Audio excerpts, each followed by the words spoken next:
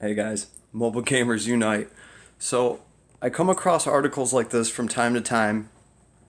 Meet the man who spent $70,000 playing a mobile game, okay?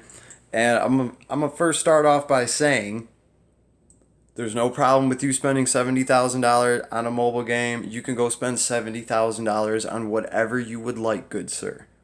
The problem becomes when people spend $70,000 on a mobile game when they don't have $70,000. Okay? That is what the problem is. And that's some scary shit to think that people are losing lives over pixels. Okay? This isn't the first time I've heard about this. Now, playing a game like Final Fantasy Brave Exvius, I would come across stories from time to time, or I just remember when, what is his name? He was a tank when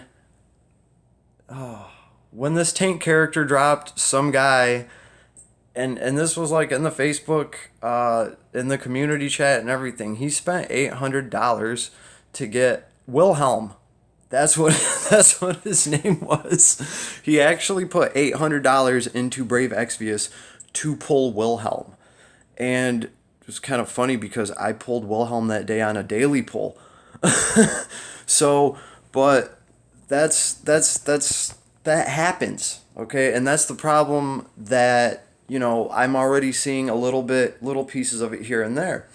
And of course, this is all extremely blown out of proportion in Asia, where these gotcha games just seem to be a bigger thing over there. I think there's more people that play them over there. Most of these gotchas start over in Asia. They test that market out first, and if they do good enough, a lot of times they bring them on over here and see if that will appeal to us, and if we'll pay for those pixels. So, I kind of wanted to just talk about a few simple things that you can do to kind of help yourself not get into this situation. Okay? First of all, understand and realize that gotcha is just another word for gambling. Okay? And it has its place in games because, again, it's fun. It brings that surprise aspect to things. You don't know what you're going to get from a pack of booster cards. You could get the best thing in the world, or it could just be whatever. That anticipation and all that good stuff that comes along with that is a great part of these games and makes them exciting and makes them cool from a collector's point of view, too. Okay? So there's definitely a place for this system. Nobody's trying to argue that. Okay? The problem becomes when it just gets absolutely ridiculous. And you can say that there's one person out of every crowd that's just going to have extreme crazy results. And that's true, okay? But we're talking about people actually ruining their lives over, gotcha games. And like I said, this isn't the first article, and this isn't the first time I've seen something like this. The other article I saw, the guy really, really went into depth about how he got into it about $38,000 in debt and was lying to his wife about it and this and that. And then imagine that, guys. Finally, your wife finds out why the hell you can't really go on vacation. Or I think what happened with him was she went to the store and tried to buy groceries and the card didn't work. And then he had to explain to her why on earth they are $40,000 in debt. And yeah, that guy's wife left him. Okay? And rightfully so. Shit, my old lady knows I'm playing gotcha games. Ain't even a big deal. All right, but for this guy it was, and he literally lost everything. And then we got to talk about, like, think about a person. It's one thing to lose money or just to not get what you want, but this guy lost a marriage. He lost pretty much his damn life, and he didn't even make, he didn't even make it to the second year anniversary of Final Fantasy Brave Exvius. So this is a reality. This is happening, okay, and it's happening all around us. Here's a few things that we could do to make sure that, you don't end up in one of these boats, okay? First things first, and this is what I will recommend to everybody. Number one and only, if there's only one thing that you take away from this, is first things first. Don't ever put a credit card into a freaking gotcha system. No, don't do it. Don't think about doing it. Don't think about thinking about doing it. Just don't effing do it. Okay, it's a step in the wrong direction already. Use a debit card. The money has to be into the bank for you to do that. It's like an automatic filter you put on yourself. When you run out of money, you run out of little rainbow crystal things to pull to try to get anime characters. Okay? And yeah, either that or just go buy Google Play cards. Make yourself have to leave the house to go buy increments of fake currency. Okay, guys? Don't make it so easy for yourself to really sabotage yourself. Okay? And remember, this is gambling. And some people are going to be more prone to it than others. Okay?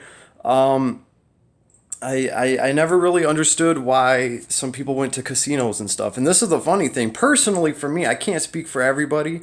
I can't even speak for most people. I can only speak for myself. Kind of personally funny to me. I've been to a casino plenty of times. Boring as hell to me. It is. I mean, I'll go for the food and whatever. People watch a little bit and play some slot machines, pull some levers. Honest to God, it's New City for me. It's boring. I honestly have more fun pulling for fake little pixel characters from some video game that brings back some sort of nostalgia or something that I used to have. So to me, personally, I would prefer doing this over going to a casino. But see, therein which lies the dangers of this. We've all seen how dangerous a casino can be to gamblers. And I think we're slowly as a society starting to see how dangerous gacha games can be to people with gambling problems, okay? So I see this more and more. I wanted to talk about it. If there's anything that you take away from this video at all, is don't ever put a credit card into a gacha machine.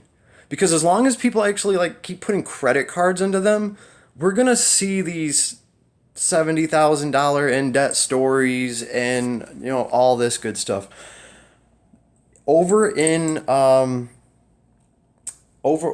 on a lot of the Asian servers, they're starting to have some sort of legislation and stuff where they're kind of trying to control some of this. And I'm kind of interested about that too, to see what they're going to do to try to crack down on problems like these, okay? Because this is a thing that they're working on over there. They're trying to make some of these companies a little bit more responsible when it comes to taking care of their customer, okay? At the same time, a lot of this is coming from a place where they have internet PC hubs, PC cafes, where they have internet cafes everywhere, and people have literally died sitting there because they stopped eating because they were playing so many video games, okay? There are places where there's video game reform camp where these kids, these poor Asian kids, need the damn internet like a drug, okay?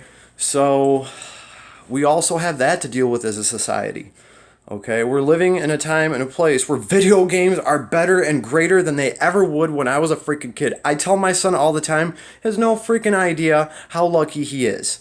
I showed him a Super Nintendo game and he was like, what? What are those? That doesn't look like that. Well, yes, son. That's because there was only 14 pixels back then, or whatever. So there's good. We've obviously seen a lot of improvement in video games, which is amazing, especially for someone like me. But then we have to take a hard look at the bad that comes with it. Too much of any good thing can eventually be a bad thing. Okay?